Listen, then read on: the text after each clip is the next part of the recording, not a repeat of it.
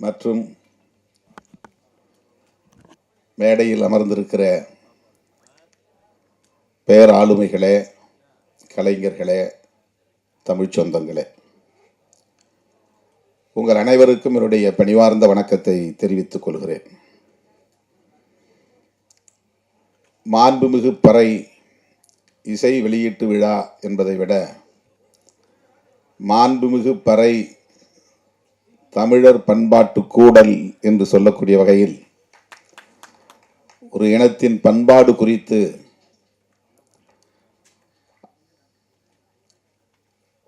மேடையில் ஒவ்வொருவரும் ஒவ்வொரு கோணத்தில் ஆற்றிய உரை நம்மை ஆழ சிந்திக்க வைத்தது, சிலிர்ப்பூட்டியது. இனி பேசுவதற்கு எதுவும் இல்லை, நன்றி சொல்லி முடிக்கலாம் என்கிற அளவுக்கு அண்ணன் லியோனி அவர்களின் பேச்சும் நம்முடைய தேனிசை தென்றல் அவர்களின் இசையுடன் கூடிய ஒரு இசை உரையும் இளம் இயக்குநர்களுக்கு நல்ல வழிகாட்டுதலை தந்து ஆணவ கொலைக்கு எதிராக இப்படியும் சிந்திக்கலாம், திரைக்கதை அமைக்கலாம் என்று இங்கேயே ஒரு திரைக்கதை அமைக்கிற உரையை ஆற்றி அமர்ந்திருக்கிற அண்ணன் கே பாக்யராஜ் அவர்களின் உரை, எல்லாவற்றையும் விட தம்பி சிவா அவர்களின் உரை, நம்முடைய கதாநாயகி அவர்களின் உரை எல்லாம் ஒவ்வொன்றும் ஒவ்வொரு கோணத்தில் நம்மை ஆட்டி வைத்தது, வியப்புக்குள்ளாக்கியது. பறை குறித்து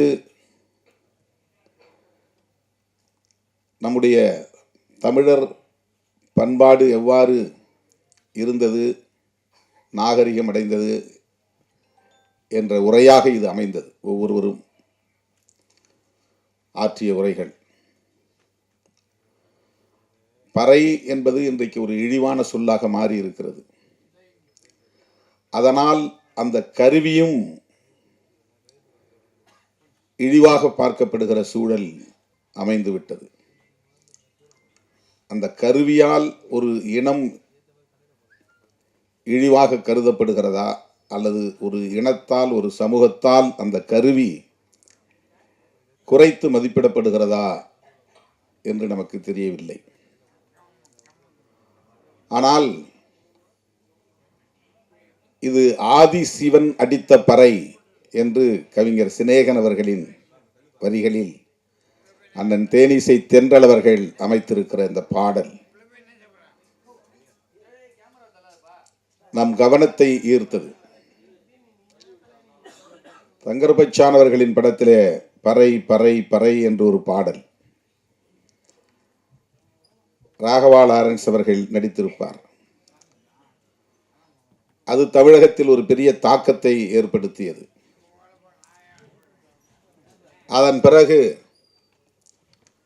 பறை என்கிற சொல் இழிவானதல்ல, அது மாண்புமிகு என்கிற பெருமைக்குரியது என்கிற வகையிலே இந்த திரைப்படத்திற்கு பெயர் சூட்டியிருப்பது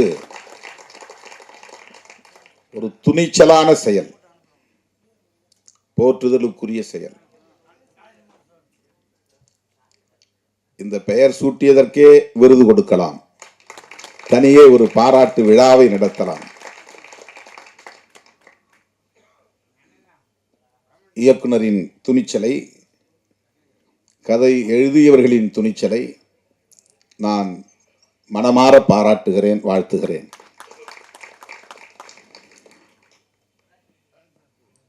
பறை என்பது ஒரு பொதுவான சொல். அனைத்து இசைக்கும், இசை கருவிகளுக்கும் மூலம். அதிலிருந்துதான் இசைக்கருவிகளின் வடிவங்கள் மாறி மாறி வெவ்வேறு பெயர்களை பெற்றிருக்கின்றன. ஒரு சமூக ஆய்வாளர் சொன்னார், பறை என்கிற அடையாளம் கொண்ட ஒரு சமூக பிரிவில் இருந்துதான் அனைத்து சமூக பிரிவுகளும் உருவாயின என்று அவர் ஆய்வில் சொல்லுகிறார்.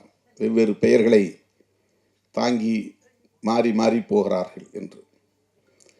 ஒட்டுமொத்த இந்த சமூகத்தின் மூலச் சமூகம்தான் பறை என்கிற பெயரில் அழைக்கப்படுகிற சமூகம்.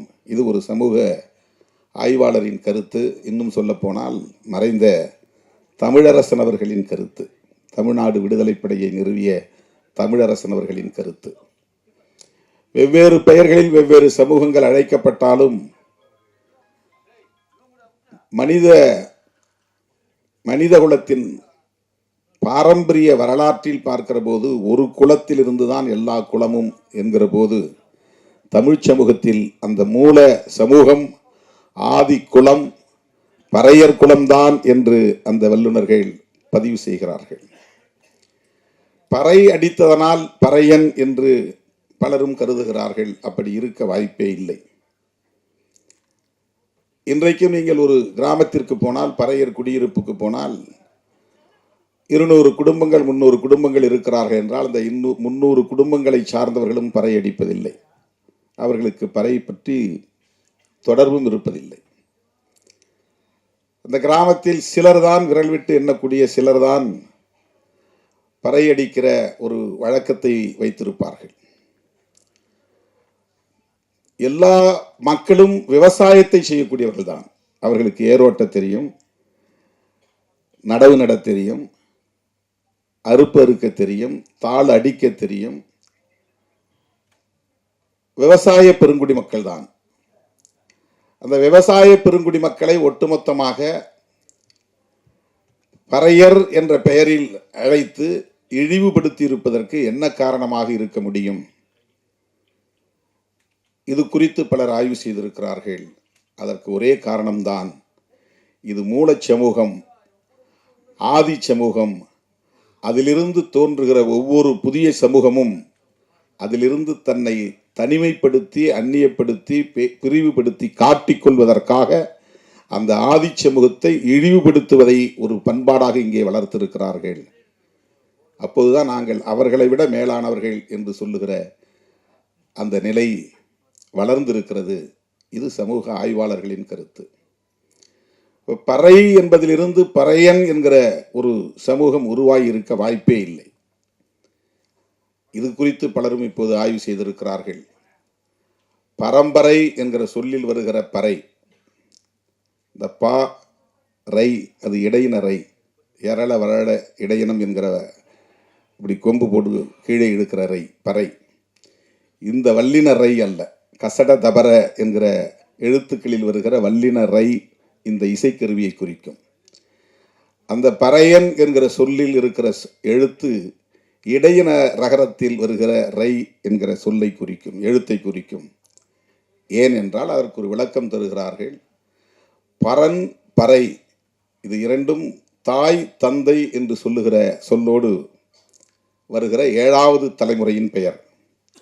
இந்த தலைமுறை நாம், நமக்கு முந்தைய தலைமுறை தந்தை தாய், அந்த தந்தை தாய்க்கு முந்தைய தலைமுறை பாட்டன் பாட்டி, அந்த பாட்டன் பாட்டியின் தந்தை தாய் பூட்டன் பூட்டி, அந்த பூட்டன் பூட்டியின் தந்தை தாய் ஓட்டன் ஓட்டி, அந்த ஓட்டன் ஓட்டியின் தந்தை தாய் பரன் பறை.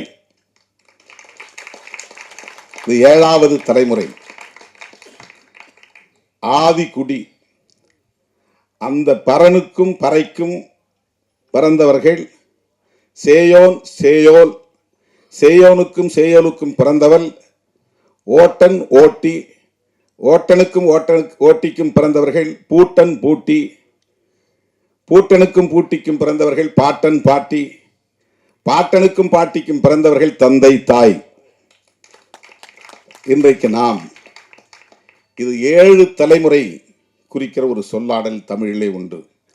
அந்த பறையை குறிக்கிற சொல்தான் பறையன் என்கிற பெயராக மாறி இருக்குமே தவிர பறை அடிப்பதனால் இவன் பறையன் என்று ஆகியிருக்க வாய்ப்பே கிடையாது. ஆனால் சமூகத்தால் ஒடுக்கப்பட்டு, அதிகாரம் பறிக்கப்பட்டு, நிலம் பறிக்கப்பட்டு, ஆயுதம் பறிக்கப்பட்டு, எல்லா வகையிலும் ஒடுக்கப்பட்டு அவன் மேலெழ முடியாத அளவு வீழ்த்தப்பட்ட ஒருவனை பறையன் என்று அழைத்து, அதனால் அவன் பயன்படுத்திய கருவியையும் இழிவாக பார்க்கிற ஒரு நிலை, அவன் பயன்படுத்திய பொருள் என்பதனால் இழிவாக பார்க்கிற நிலை, அவன் பேசுகிற தமிழ் என்பதனாலேயே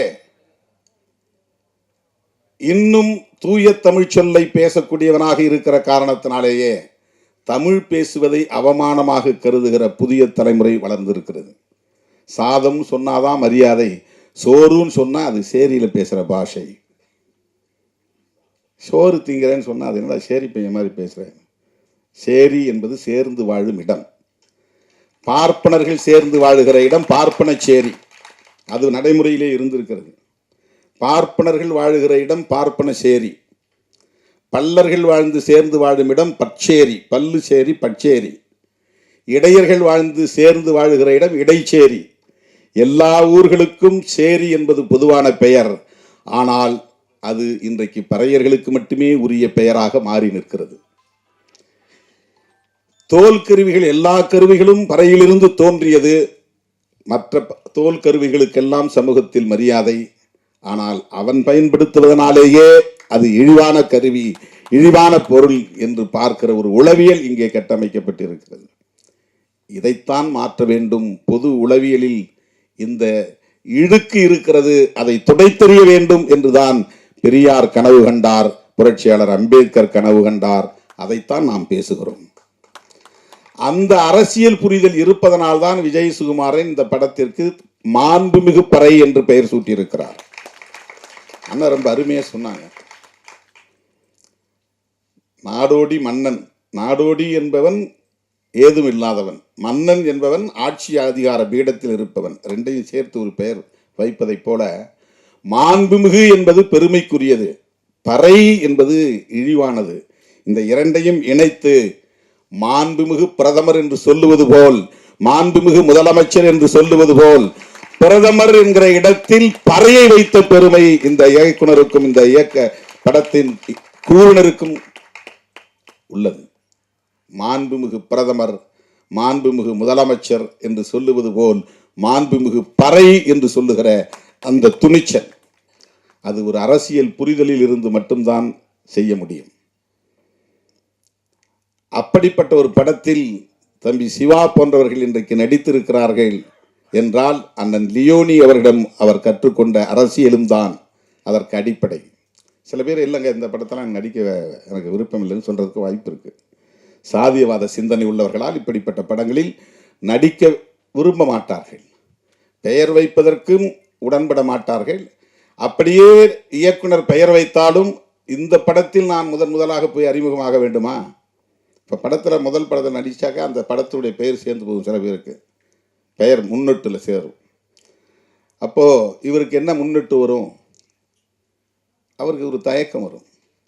ஆனால் நான் ஒரு பறையனாகவே வாழ வேண்டும், பறை கலைஞனாகவே வாழ வேண்டும் என்று திண்டுக்கல் சக்தி கலைக்குழுவில் போய் நான் 1 மாதம் பயிற்சி பெற்றேன் என்று சொல்லுகிற அந்த துணிச்சல். மறைந்த கவிஞர் இன்குலாப் சொல்லுவார், பார்ப்பனியத்தின் கொடூரத்தை உணர நீ பறையனாய் வாழ்ந்து பார் என்று அவர் கவிதை எழுதியிருப்பார். பார்ப்பனியத்தின் கொடூரத்தை உணர நீ பறையனாய் வாழ்ந்து பார். அவரவர் இருப்பிலிருந்து எல்லாவற்றையும் பார்க்கிறோம். பிறரின் நிலையிலிருந்து அவர்களை புரிந்து கொள்வது என்பது அது ஒரு தனி பயிற்சி. அண்ணன் பாக்யராஜ் என்ன சொன்னார், எவ்வளவு நகைச்சுவையோடு அது சொன்னார். ஒரு மணி அடிச்சுக்கிட்டே தீபாராதனை காட்டுறதுங்கிறது சாதாரண ஒரு வேலை இல்லை.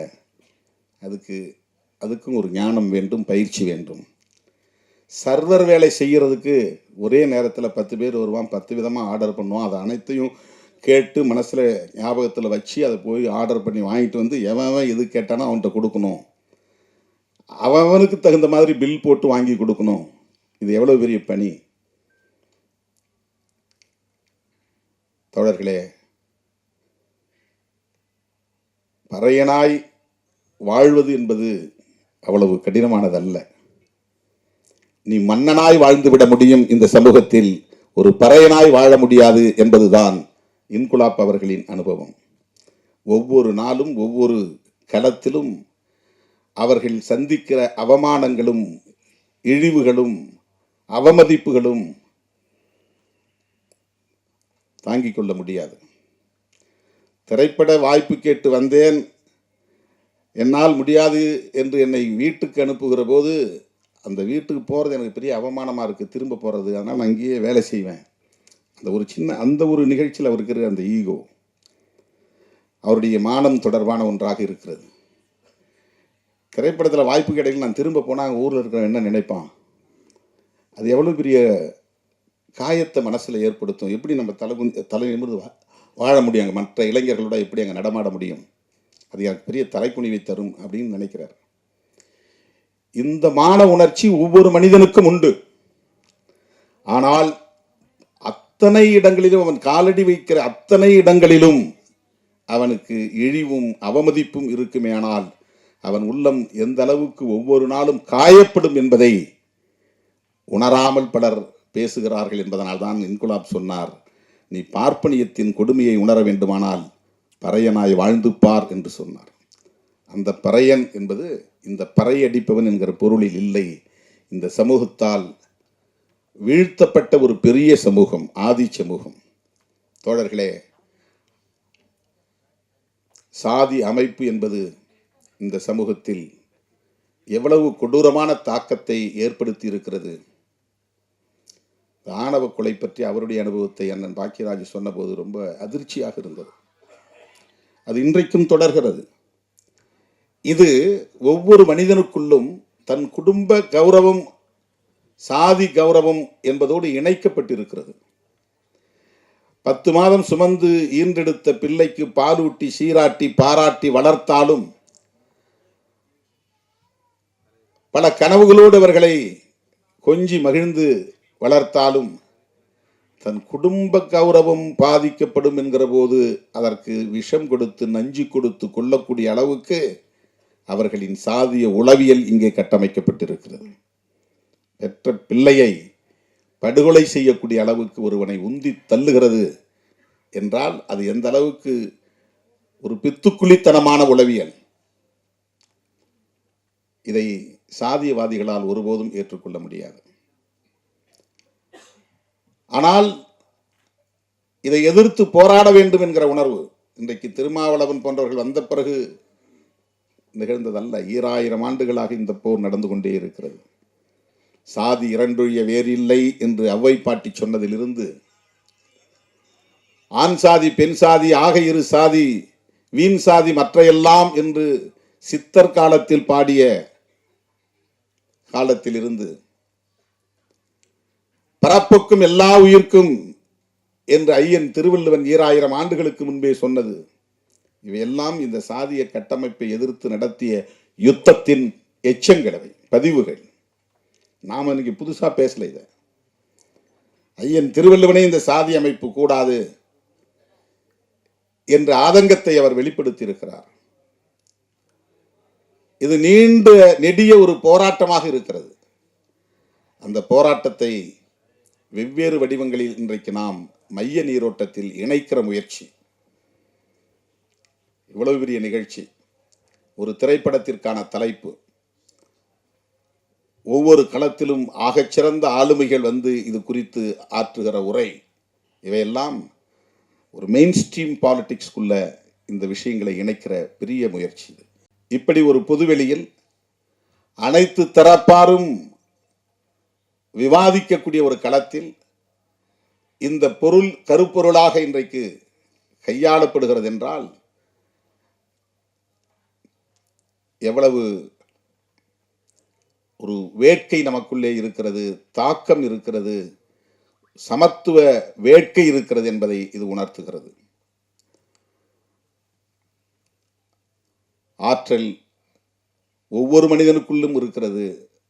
ஆனால் அது சாதியின் பெயரால் இங்கே நசுக்கப்படுகிறது. அதை தடுப்பதற்காகத்தான் அனைவருக்கும் சமமான வாய்ப்பு வழங்க வேண்டும் என்கிற சமத்துவ கோட்பாட்டை ஒரு அரசியலாக நம்முடைய முன்னோர்கள் தந்தை பெரியார், புரட்சியாளர் அம்பேத்கர் போன்றவர்கள் உயர்த்தி பிடித்தார்கள். அதைத்தான் நாம் இன்றைக்கு எதிரொலித்துக் கொண்டிருக்கிறோம், பிரதிபலித்துக் கொண்டிருக்கிறோம், திரும்ப திரும்ப பேசிக் கொண்டிருக்கிறோம். அது இலக்கியம், கலை இலக்கியம் போன்ற தளங்களில், பண்பாட்டு தளங்களில் இன்னும் இன்னும் ஆழமாக போய் வேரூன்ற வேண்டும். அதற்கு இந்த ஆற்றல், கலை திறன்களை பயன்படுத்துவது. 40 வருடங்களுக்கு முன்பே நம்முடைய கே பாக்யராஜ் அண்ணன் அவர்கள் படத்தில் இது குறித்தெல்லாம் அவர் விவாதித்திருக்கிறார். சாதியை விமர்சித்திருக்கிறார். திரைப்படங்களில் இன்றைக்கு புதிதாக இது வரவில்லை. திரைப்படங்களில் நீண்ட காலமாகவே இதற்கு எதிரான படைப்புகள் நிறைய வந்திருக்கின்றன. பழைய படங்களில் நிறைய பாடல்கள் கூட இருக்கின்றன. அந்த பாடல்களை எல்லாம் இப்போது எடுத்து சமூக ஊடகங்களில் தோழர்கள் பரப்புகிறார்கள். ஆகவே இது ஒரு நீண்ட நெடிய போராட்டம்.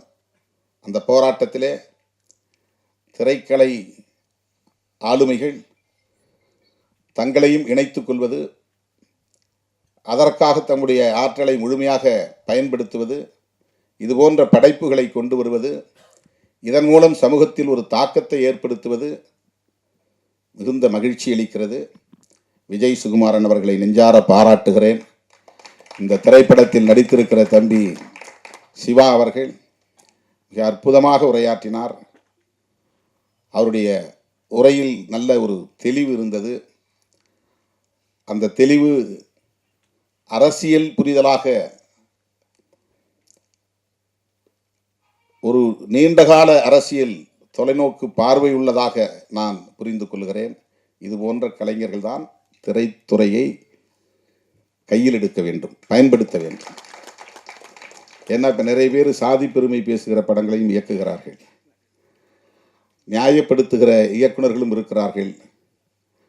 ஆணவ கொலை ஆனால் கூட அது கருணை கொலை என்று சொன்னால் அது மெர்சி கில்லிங். இது ஆணவ கொலை, தமிழில் கௌரவ கொலைன்னு சொல்லுவாங்க. அதாவது ஹானர் கில்லிங் அப்படிங்கிறத, அதை நாம் அது ஹானர் இல்லை, கௌரவம் இல்லை, ஆணவத்தால், சாதி ஆணவத்தால் நடத்துகிற கொலை என்று ஆணவ கொலை என்கிறோம். அந்த ஆணவ கொலையை நியாயப்படுத்துகிறார்கள். நமக்கு கவலையாக இருக்கிறது. திரைத்துறையை இப்படிப்பட்ட பிற்போக்கு சக்திகளின் கைகளில் ஒப்படைத்து விடுமோ இந்த சமூகம்? மதவாத அரசியலையும் சாதியவாத அரசியலையும் நியாயப்படுத்துகிற கும்பலின் கைகளில் இந்த துறை சிக்கிக்கொள்ளுமோ என்கிற கவலை இருந்த சூழலில் விஜய் சுகுமார், சிவா போன்ற தோழர்கள் வந்திருக்கிறார்கள். இந்த திரைத்துறையை நாங்கள் முற்போக்கு சிந்தனை களமாக பயன்படுத்துவோம் என்கிற அந்த ஆற்றல் மிக்கவர்களாக இருக்கிறார்கள் என்பதை எண்ணி பெருமைப்படுகிறேன். இந்த திரைப்படத்தில் நாம் முழுமையாக பார்த்தால்தான் என்ன கதை கருப்பொருளாக இருக்கிறது என்பதை அறிந்து கொள்ள முடியும். என்றாலும் கூட இந்த தலைப்பே நம்மை வியக்க வைக்கிறது, ஆழ சிந்திக்க வைக்கிறது. அந்த வகையிலே இது வெற்றி பெற வேண்டும். வெற்றி பெற வைப்பதற்கு தமிழ் சமூகம் முழுமையாக ஒத்துழைக்க வேண்டும்.